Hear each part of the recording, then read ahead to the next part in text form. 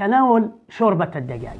طبعا لا يوجد دليل علمي على أن شوربة أو حساء الدجاج يمكن أن يعالج نزلات البرد أو الإنفلونزا، لكن مكوناته تحتوي على عناصر غذائية تساعد في دعم جهاز المناعة لديك.